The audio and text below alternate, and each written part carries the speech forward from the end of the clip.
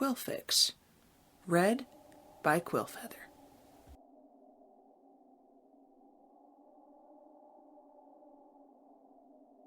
The End of a Nightmare. A Grimdark Finale. Written by the Mare in the Moon. Read by Quillfeather. Intro. How far can one go once their spirit has been broken? When one loses everything, what else is there to live for? Everything can be changed by the will of a single person. But how far does will take you when you have nothing left? You would not believe the honor it is to be here, Rarity said to the dark figure sitting across from her. I've been trying to get in touch with you for ages. She trailed off. Well, the figure said, uninterested. It's not like you were subtle. I apologize, Rarity said. The figure merely stared.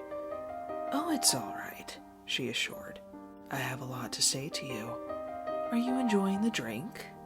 Rarity glanced at the glass of liquid on the table. Divine, she replied. The figure began to smile. Good to hear. Her eyes locked with Rarity's. It was Dash's favorite. Rarity's eyes widened. She looked down at what she was drinking. Something was off. I taste something else in here, Rarity stammered, trying to compose herself. Just a bit of mercury, the figure replied, the smile still frozen on her face. What? Rarity exclaimed, rising from her chair. That's how you're going to kill me? With poison? The figure leaned back in her chair, smile still plastered on her face. Of course, she said calmly. I wouldn't want you to enjoy your end. No, she continued, I want you to die slowly and quietly, Rarity, perhaps in your sleep. Speaking of which, you're asleep right now. In reality, there are soldiers breaking into your home. They're coming to take you away, Rarity. What? Rarity screamed, struggling to breathe. You've done terrible things, Rarity, the figure responded coldly. But I didn't mean to, she replied, tears forming in her eyes. Yes, you did, the figure interrupted. It's who you are. You're a psychotic creature. And frankly, she continued ominously, I hope I don't see you again. Rarity fell to the floor, still vaguely aware of what was going on around her, as the figure stood over her and stared directly into her eyes. You're a monster. Deal with it. Her smile crept up again. Now wake up and face the consequences. Chapter 1. Paranoia. It had been nearly a year since Dash's death. No pony saw it coming. How could they? There was no way any pony could have predicted that the happiest person they knew was harboring a monster deep inside. Dash's death affected everyone, and what was once a world flowing with happiness and harmony had now become a living nightmare. In the death of Dash came the rise of Pinkamina. The once loved girl had now become a monster. She was a remorseless murderer, drawing a number from a jar every morning to find her next victim, and making sure the last moments of their life were spent begging for it to be over. Few were aware of what she was doing, and those who knew kept quiet, for they had no idea what she was capable of. In the year following the death of her first victim, Pinkamina had cut countless innocent lives short. She had stopped caring about life, about friends, about everything. Only there was one thing she still held dear. Twilight! Spike screamed desperately, trying to soothe the ex-student. You've got to calm down, he said, in as calm a voice as he could manage. No pony is coming to get you. Everything is fine. I'm here. Your #1 assistant, remember? Twilight simply stared, seemingly coming back to reality. What happened? She asked nervously, looking around the room and noticing the damage she had done. I did it again, didn't I? She finally whispered. It's okay, Spike said, picking up a quill and paper from the mess that now covered the room. "Here, why don't you write to the princess? That always seems to make you feel better." She stared at him and the paper, before finally sighing in depression. "It's not the same, Spike. It never will be," she whispered, observing the results of her breakdown. "Not if you act like that," Spike responded. "Maybe if you write to her enough, she'll forgive you and take you back as her star pupil, and everything can be normal again, and—" Twilight glared at him with teary eyes. "Spike, don't you get it?" She rose and began to scream. "Things can never go back to the way they were. Dash is dead. No pony has seen Fluttershy for weeks. Rarity is different. AJ's a drunk. Pinky is a psycho, and I'm—" She paused and began to cry. "I don't even know anymore." Spike slowly walked up to her, trying his hardest to comfort her. "I know how you feel. It's hard to believe that just a year ago, our biggest problem was trying to keep our friendship, but now—" Spike looked down at Twilight, who was now laying on the floor, gazing at the window. He could tell she wanted to be alone. "Anyway," he said, trying to return to his normal composure, "I'll be, reorganizing the shelves if you need me. Just remember, Twi," Spike said, suddenly becoming very serious, "you're not alone." Twilight stood solemnly in her room, staring at the moon high in the sky outside her window. It brought her back memories of when she had first arrived in Ponyville, the day she met all of her friends, Applejack, Rainbow Dash, Rarity, Fluttershy, Pinkie Pie. She remembered all of the adventures they had shared, defeating Nightmare Moon, going to the gala, visiting Appaloosa, watching Dash win the Best Young Flyers competition. Dash. Twilight held on to these memories deep in her heart. It was the only thing that kept her sane, but after all this time, even that was slowly slipping away. Her friends were all but gone now, as was her hope. Twilight remembered that she was not innocent either. She remembered the sound of children laughing. They laughed at her misery, at her misfortune, at her flaws.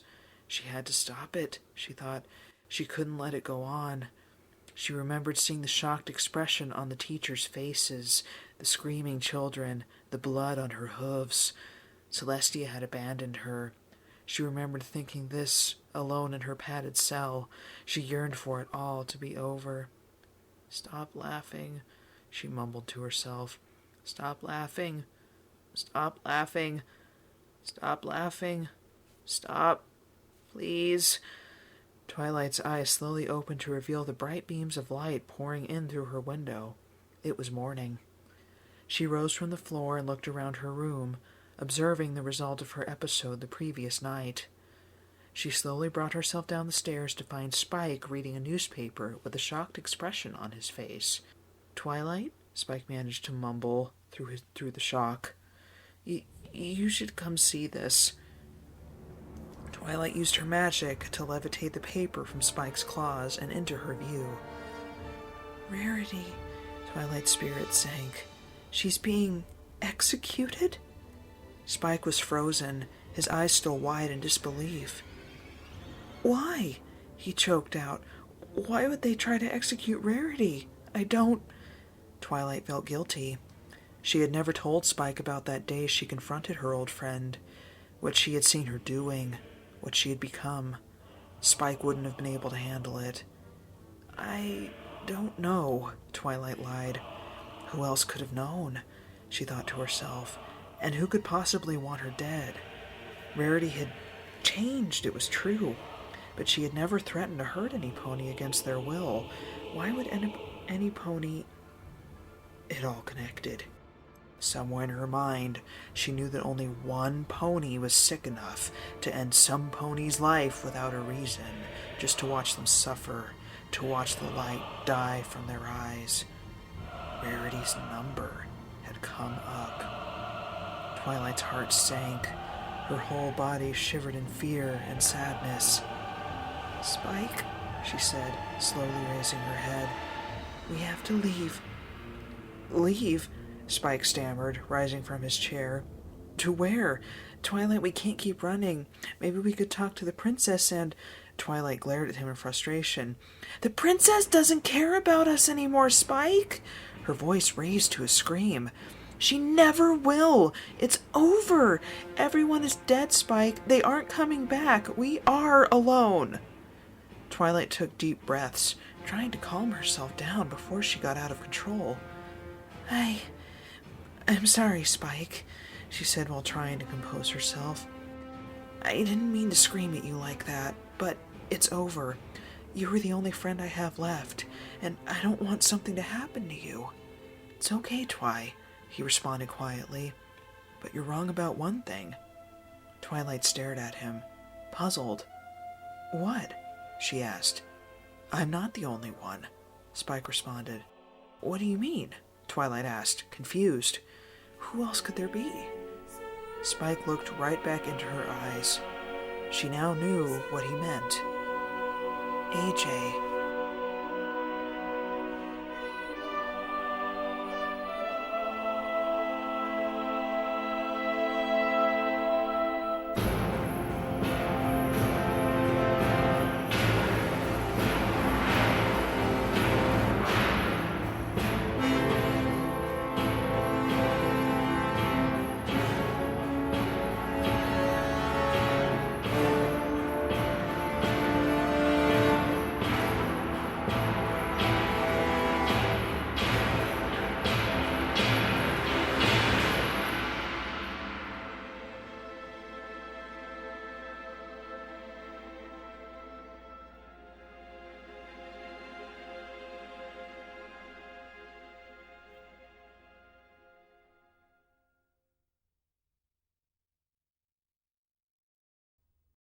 Hey guys, what's up? It's Quill here.